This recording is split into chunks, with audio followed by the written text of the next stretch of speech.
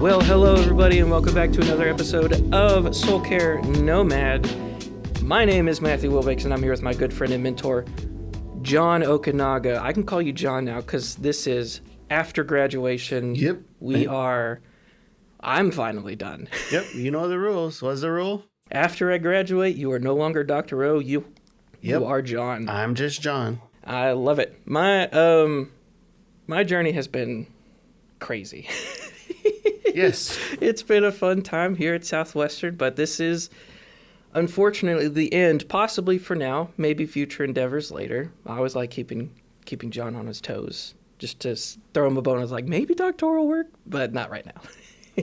Even though your boss said he'd be cool with it. Oh, yeah, no. He'd actually give you Fridays off. Not now, later. Bro, later. He's giving you Fridays off to start your doctoral work now. I want to get out of the classroom for a bit. I told you the conditions I'd do for you. I understand the conditions. And I'm saying... You're not going to get that if you leave.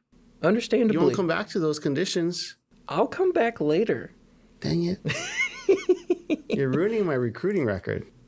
Good. I mean, good. You can't be high and mighty. Oh, my name is Dr. Jonathan Okanaga, and I recruit every single student I talk to about doctoral work. Not every single one. Yeah, exactly, because I'm not. I know. You're ruining my record, Matt. Yeah, but... yeah, because usually the one I really go after usually says yes. Exactly. That's why I like this so much, is because I just... You know you're ruining my record? Absolutely. You suck. Thank you. My time here at Southwestern is coming to a close. Dr. O is pretty defeated, but that's okay. To put it in perspective, I have been in a classroom every single year since 1999, which is a completely different century, even though it's just 1 year into the last year in it. But it's still a pretty crazy thought how from 1999 to 2024, I've been in a classroom every single year. So I'm excited to get out and explore the world a bit, actually be a functioning adult contributing to society, I guess. Dr. O shook his head. You can't contribute to society unless you have a doctor by your name. Oh. That's not for anyone else. I'm just talking about you. Because I've been recruiting you for a year. Yeah, I've been joking around with my students. I was like, you can't really say anything until you get a master's degree, and then everyone has to listen to you. And one of my volunteers actually has a master's degree, and she speaks up and goes, "Oh, I guess everyone has to listen to me now." And I was like, actually, never mind. But what we want to do in this episode is a little bit of reminiscing, in a way, of how both of us came to biblical counseling. And they were both very, very different paths. Obviously, we talked about it before in our first episode that, John, you lived an interesting life before Christ really took a hold of your heart. Mm-hmm. And I lived an extremely boring life. But each one of our testimonies is just as important. And it's something I want to say before we get into it as well. Like, your testimony of how you came to know the Lord is just as important if it is boring or eventful. This episode will be airing on May 6th. Mm-hmm. That's my 17-year sobriety date. Wow. Gosh. 17 years. Yeah. How do you feel? You know, one of the questions I used to get asked when I did a lot of recovery stuff was, we'll support your ministry if you can promise us you'll be sober a year from now. And I said, I can't make that promise. Mm. All it's going to take is one stupid decision. Mm-hmm. But I know that if I keep doing what I've been doing for the last 16 years, whatever it is, that I should be there. So if I do make it, which odds are looking pretty good.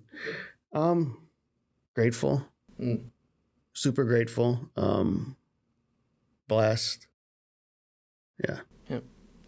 So let's kind of get into that discussion. Now, Dr. O, you said in your episode you gave your life to Christ as a boy, Mm-hmm. and then you very quickly steered off Very quickly, 10 years later. Okay, well, 10 years later. Again, we talked about the slow fade of it. It goes one thing to another, and then it just drops off. So now let's fast forward a bit. You've been in recovery ministry for a couple years, and you are given the opportunity to come to Southwestern. How did you get to that point, and then what led you to pursue biblical counseling? Sure. How did I get to that point? I worked in the recovery field for, at that point, 6 years, 6 years.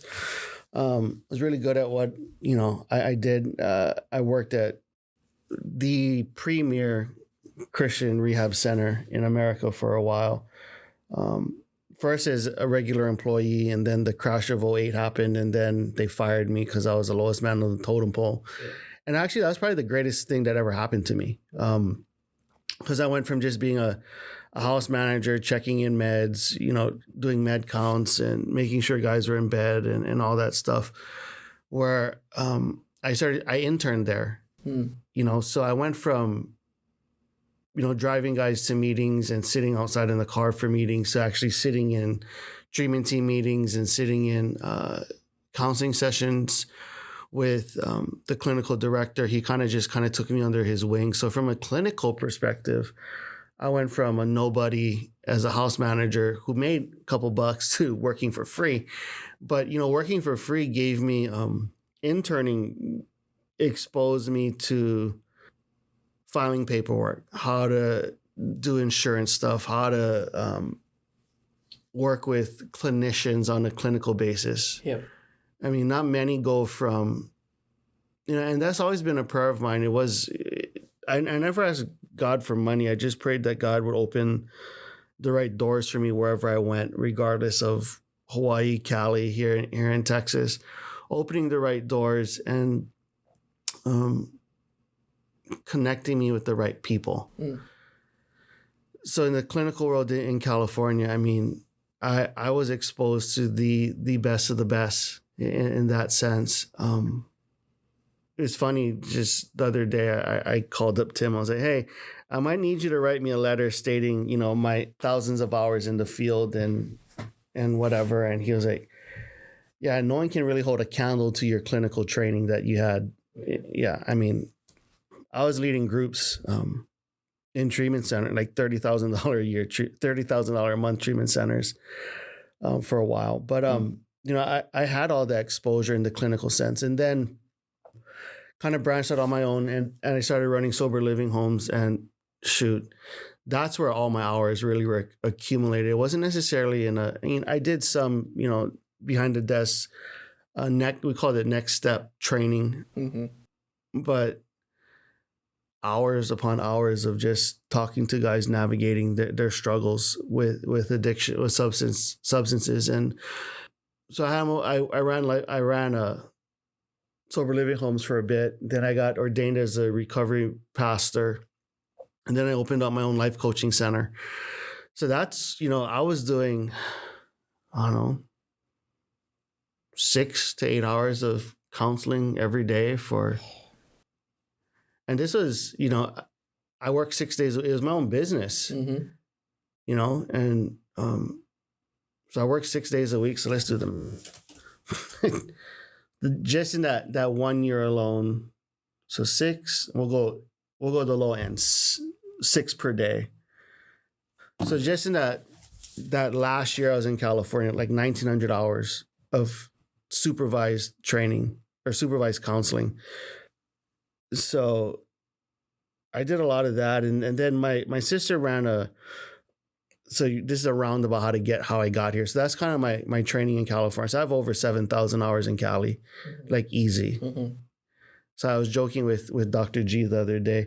I was like, so what, you'd sign off on me for in the KDAC world, which is the clinical world for addiction treatment. There's the top of the line, whatever, like a LAADC. So it's so I supervise other clinicians basically. So you need 9 years of experience, submit a resume, master's degree, behavioral health discipline. So there's all these. So it's basically a ton of hours. Oh yeah. So Dr. G is a psych D, and he was like, I'll sign off whatever you need. So that's the world I came from. And I was totally on board with behavior modification. Totally. That's what I was trained in, behavior modification and all that stuff. And so my sister had she ran a nonprofit in Hawaii called the Alec and Bell Waterhouse Lecture Series. So that was like my grandfather's best friend, but Alec was a pretty big deal in Hawaii. And she'd bring in guest speakers all the time. And on that particular visit, I was home in Hawaii. And during that visit, the Pattersons were there, the former president. Wow. And he spoke for Waterhouse. And they had, for Waterhouse, after a speaker speaks, they have like a lunch with all the trustees and the speaker. And two of the trustees canceled. So my sister said, hey, you want a free meal? And I'm like, free food at Pagoda? Sign me up. Pagoda is a Japanese restaurant in Hawaii. And for some reason, and this is a God ordained thing, I was seated next to the Pattersons. Wow. And they asked me what I was doing. And I said what I was doing, working with addicts, had my own life coaching center and all this stuff in Cali. And they said, well, you're going to come to Southwestern and get a biblical counseling degree. And I'm like, no, I'm not. Like I flat out said, no, I'm not. Like who? I didn't know who they were. Yep. Not doing it. Just no. So kind of like how you told me no. I told them no. And that was the end of it. That was pretty much the end of it. Like, no, thank you. Nice to meet you. Whatever. Peace out, homie. Then I went back to California and I kind of shared the opportunity with Tim, who was discipling me at the time. And he was like, well, you at least got to check it out.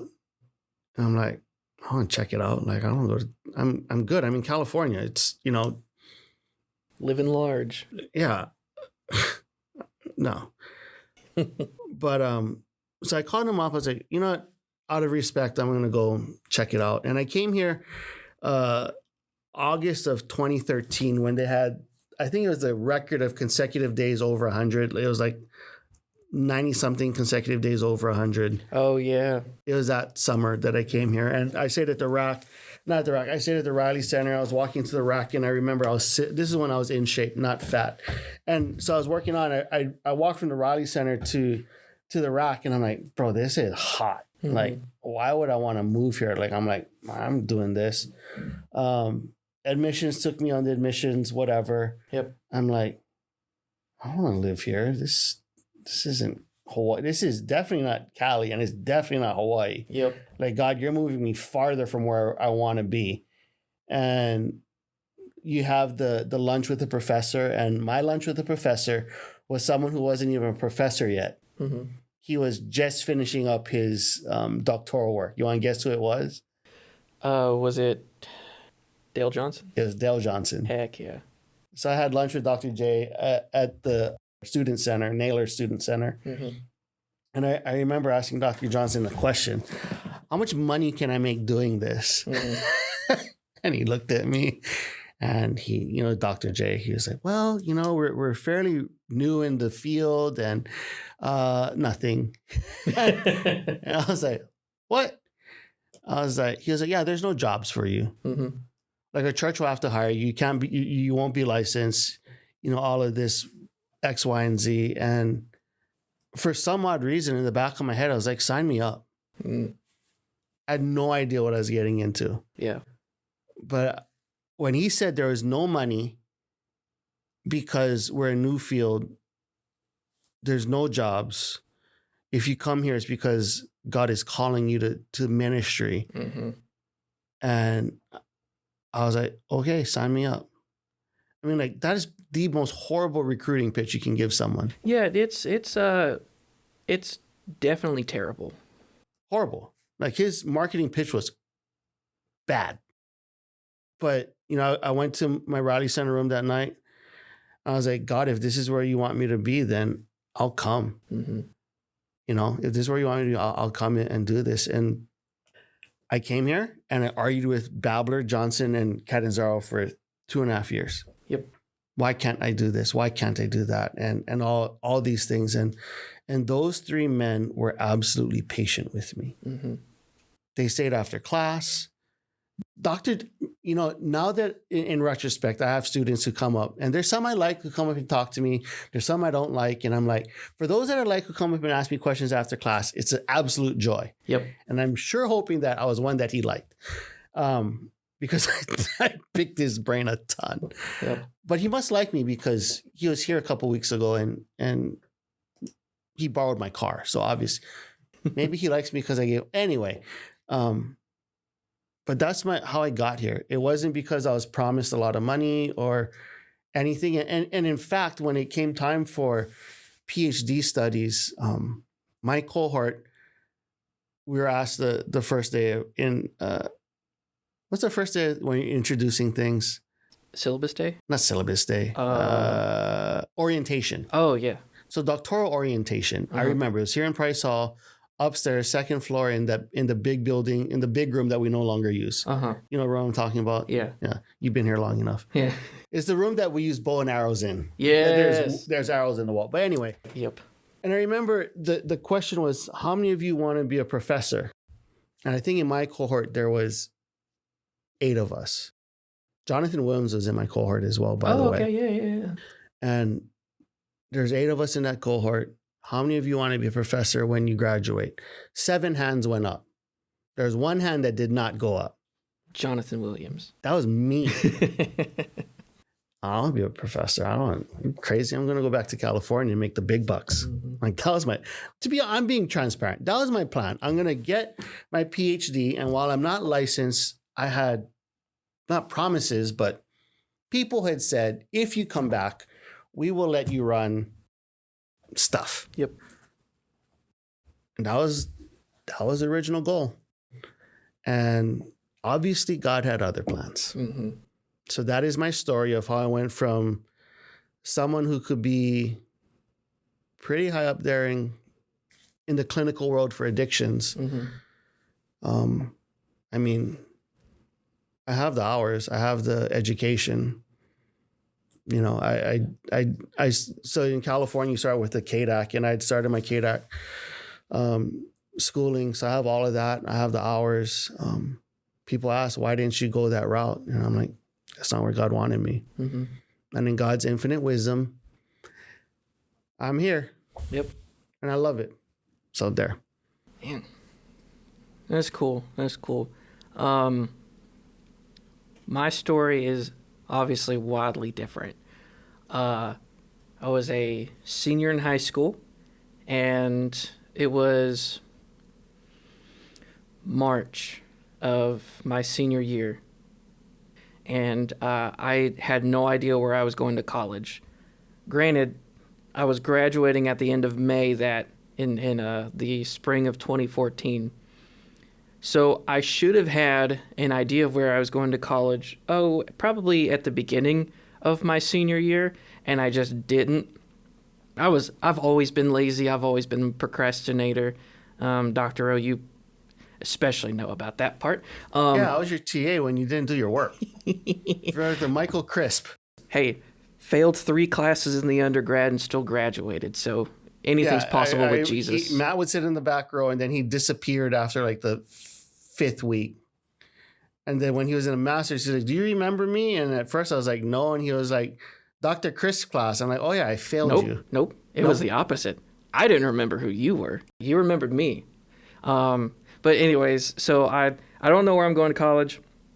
And my pastors at the church, my senior pastor and associate pastor of the church I grew up in, they were both Swibitz grads. And they're like, Southwestern has an undergrad program. Why don't you check it out? And I was like, all right, I'll do that. And I come to a preview day in March of my senior year.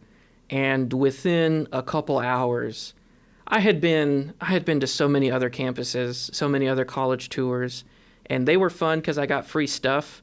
I didn't get anything from this campus tour other than the fact that I knew this is where God wanted me to be. And I mean, it helped because it was, way cheaper than any other college. But there was that feeling of, I can feel this is where God wants me to be. There's something about this that attracts me to it. And so I did it. I started off my undergrad. My intention, kind of like you, Dr. O, was not to get into counseling. My intention was to be a history teacher. I was doing the Bachelor of Arts in Humanities, and it was a mixture of history, philosophy, and theology classes.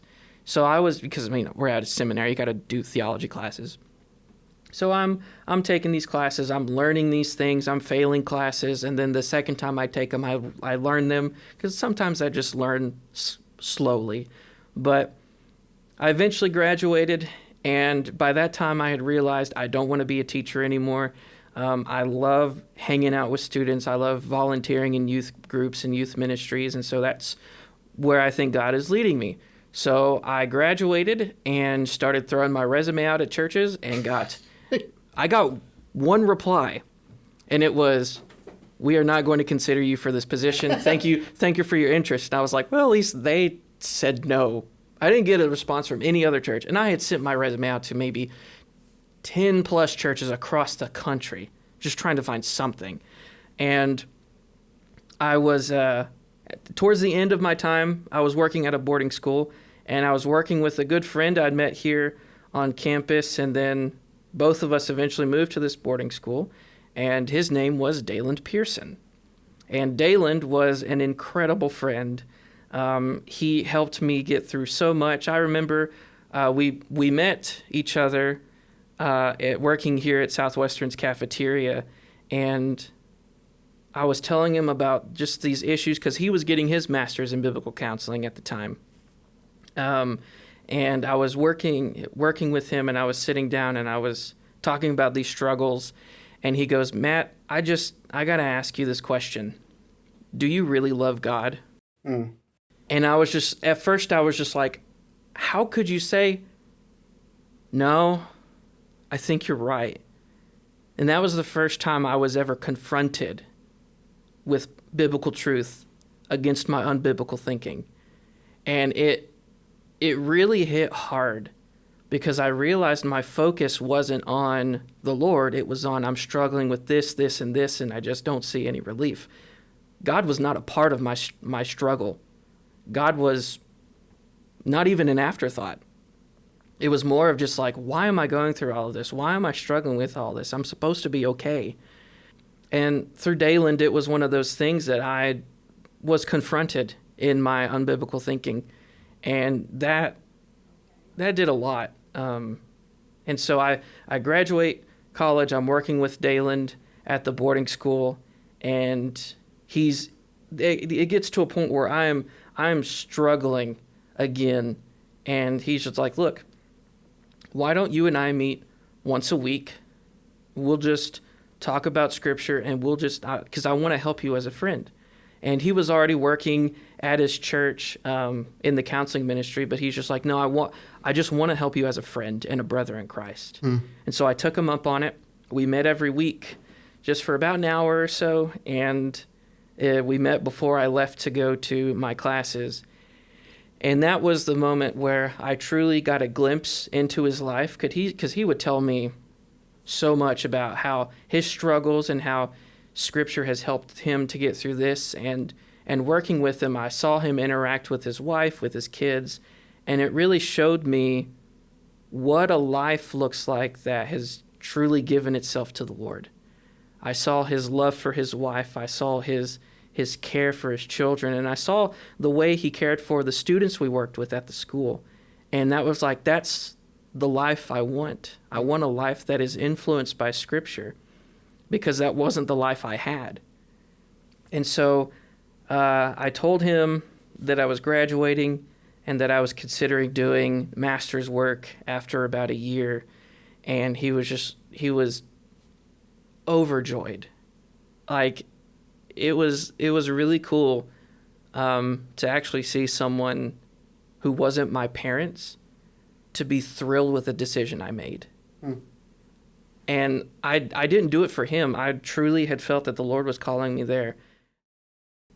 So fast forward then, throwing out my resume, not getting anything back. I end up working at McAllister's Deli, which most of the time people work at restaurants and after they leave, they don't want to ever go back again. I love McAllister's. I eat there all the time. It's expensive, but I still like it. But I was working there, and there was just one day where I just realized I can't keep doing this. I've got to go work in the church because that's where God has called me. So after a difficult conversation with my manager, I told him I was leaving. I was going back to Southwestern. I had already been working with admissions to do that. And through my father's military service, I was able to at least get the first couple semesters paid for, so that I could at least start and get my feet on the ground. And it was an incredible experience. I took my first semester, I took principles, which was a good class. It really showed me, okay, there's much more to this than just, opening a Bible and talking about it. And then the very next semester, I took my first class with a fat Hawaiian professor named Dr. John Okanaga.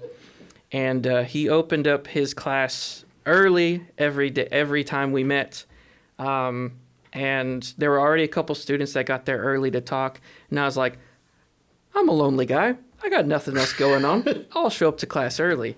And that was the moment when I realized John's love, not just for people, but his love for the Lord as well, and just the direction he would take conversations, because we had a classmate who was really, really struggling with certain medical issues with him and his wife. And